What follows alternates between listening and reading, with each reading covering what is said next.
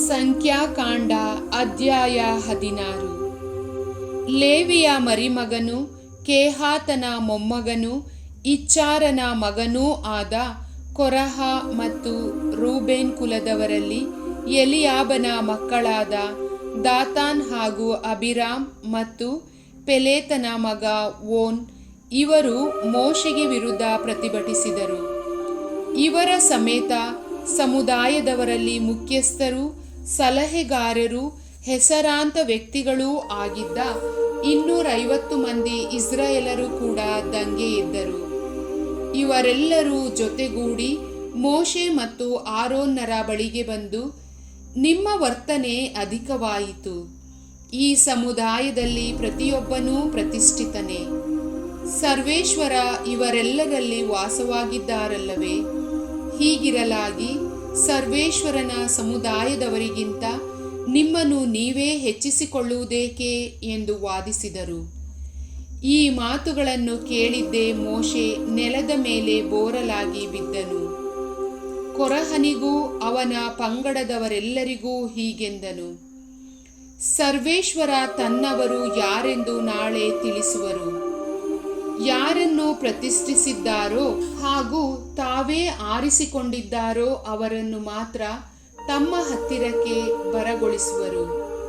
ನೀವು ಮಾಡಬೇಕಾದುದಿಷ್ಟು, ಕೊರಹನು ಮತ್ತು ಅವನ ಪಂಗಡದವರಾದ ನೀವೆಲ್ಲರೂ ಧೂಪಾರತಿಗಳನ್ನು ತಂದು ಅವುಗಳಲ್ಲಿ ಕೆಂಡವನ್ನಿಟ್ಟು ನಾಳೆ ಸರ್ವೇಶ್ವರನ ಸನ್ನಿಧಿಯಲ್ಲಿ ಧೂಪ ಹಾಕಬೇಕು. ಆಗ ಸರ್ವೇಶ್ವರ ಯಾರನ್ನು ಮೆಚ್ಚುತ್ತಾರೋ ಅವನೇ ದೇವರಿಗೆ ಪ್ರತಿಷ್ಠಿತನೆಂದು ತಿಳಿದುಕೊಳ್ಳುವಿರಿ. ಲೇವಿಯರೇ, ಅಧಿಕವಾದುದು ನಿಮ್ಮ ವರ್ತನೆಯೇ.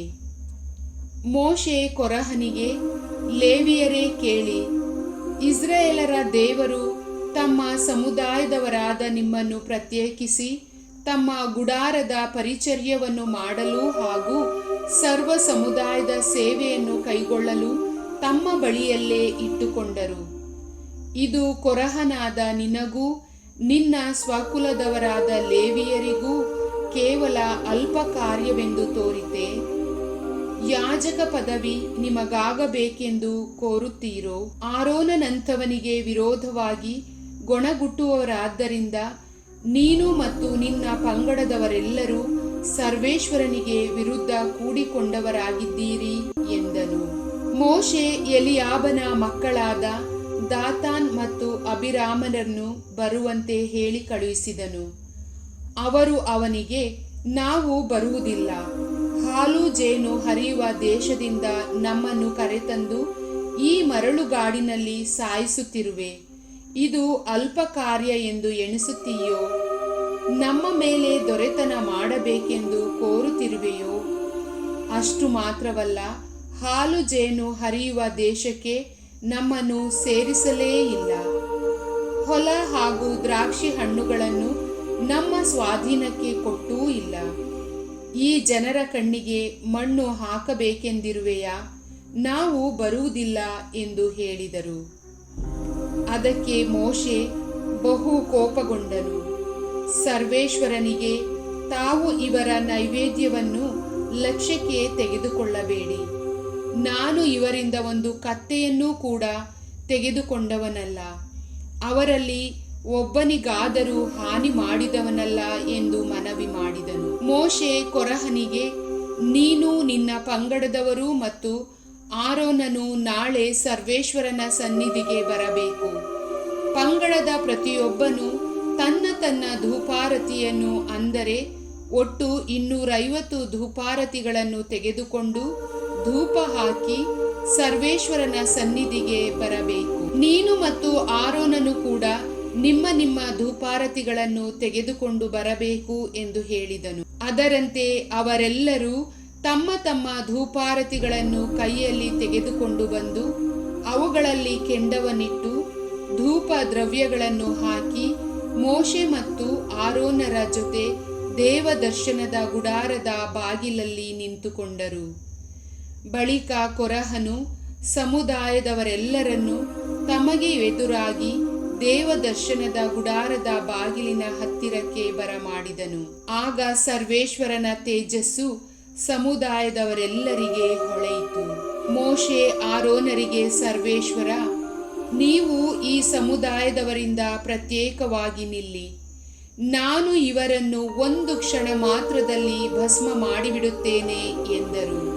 ಮೋಶೆ ಮತ್ತು ಆರೋನರು ಅಡ್ಡಬಿದ್ದು, ದೇವರೇ, ಸರ್ವ ದೇಹಾತ್ಮಗಳಿಗೆ ದೇವರಾಗಿರುವವರೇ, ಒಬ್ಬನೇ ಒಬ್ಬನು ಪಾಪ ಮಾಡಿರುವಲ್ಲಿ ನೀವು ಸಮುದಾಯದ ಎಲ್ಲರ ಮೇಲೆ ಕೋಪಗೊಳ್ಳಬಹುದೇ ಎಂದು ಬಿನ್ನವಿಸಿದರು.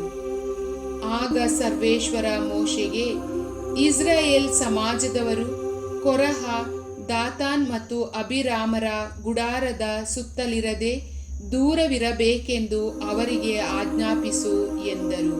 ಆಗ ಮೋಶೆ ಎದ್ದು ದಾತಾನ್, ಅಬಿರಾಮರ ಬಳಿಗೆ ಹೋದನು. ಇಸ್ರಾಯೇಲರ ಹಿರಿಯರು ಅವನ ಹಿಂದೆ ಹೋದರು.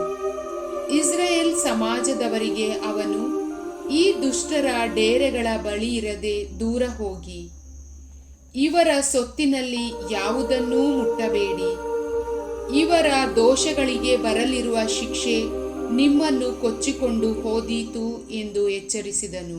ಆದ ಕಾರಣ ಅವರೆಲ್ಲರೂ ಕೊರಹ, ದಾತಾನ್ ಮತ್ತು ಅಬಿರಾಮರ ಗುಡಾರದ ಸುತ್ತಲಿರದೆ ಬೇರೆ ಹೋದರು. ದಾತಾನ್, ಅಬಿರಾಮ್ ಮತ್ತು ಅವರ ಮಡದಿ ಮಕ್ಕಳು, ಬಂಧು ಬಳಗದವರು ಹೊರಗೆ ಬಂದು ತಮ್ಮ ತಮ್ಮ ಡೇರೆಗಳ ಬಾಗಿಲುಗಳಲ್ಲಿ ನಿಂತುಕೊಂಡರು.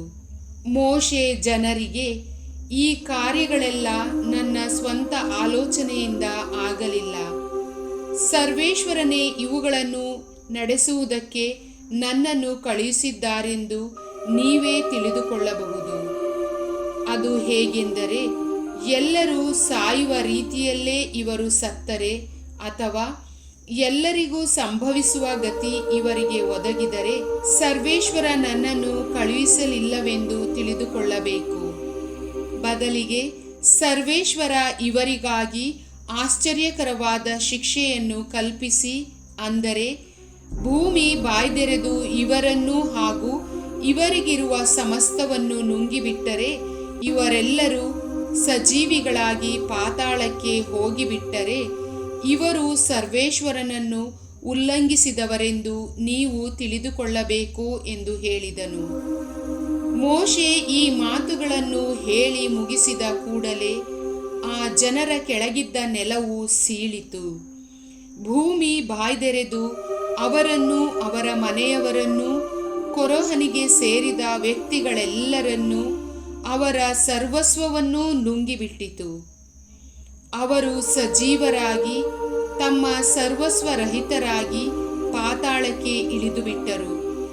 ಭೂಮಿ ಅವರನ್ನು ಮುಚ್ಚಿಕೊಂಡಿತು. ಹೀಗೆ ಅವರು ಸಮುದಾಯದಿಂದ ನಾಶವಾದರು.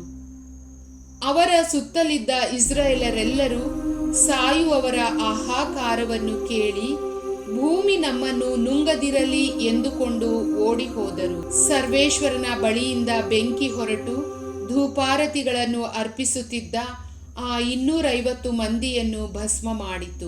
ಸರ್ವೇಶ್ವರ ಸ್ವಾಮಿ ಮೋಶೆಗೆ, ಸುಟ್ಟು ಹೋದವರ ನಡುವೆಯಿಂದ ಆ ಧೂಪಾರತಿಗಳನ್ನು ಎತ್ತಬೇಕೆಂದು ಮಹಾಯಾಜಕ ಆರೋನನ ಮಗ ಎಲಾಜಾರನಿಗೆ ಆಜ್ಞಾಪಿಸು. ನೀನು ಅವುಗಳಲ್ಲಿರುವ ಕೆಂಡವನ್ನು ದೂರಕ್ಕೆ ಚೆಲ್ಲು. ಆ ಧೂಪಾರತಿಗಳು ಸರ್ವೇಶ್ವರನ ಸನ್ನಿಧಿಗೆ ತರಲಾದವುಗಳು, ಆ ಕಾರಣ ಪವಿತ್ರವಾದುದು. ಆದುದರಿಂದ ಅವುಗಳನ್ನು ತಗಡುಗಳನ್ನಾಗಿ ತಟ್ಟಿ ಬಲಿಪೀಠಕ್ಕೆ ಮುಚ್ಚಳವನ್ನಾಗಿ ಮಾಡಿಸು.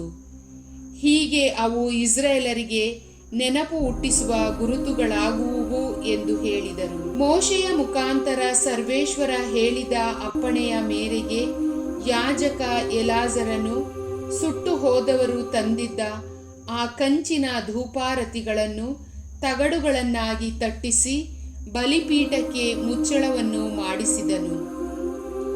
ಆರೋನನ ಸಂತತಿಯವರಲ್ಲದೆ ಇತರರು ಸರ್ವೇಶ್ವರನ ಸನ್ನಿಧಿಗೆ ಬಂದು ಧೂಪವನ್ನು ಅರ್ಪಿಸಬಾರದು.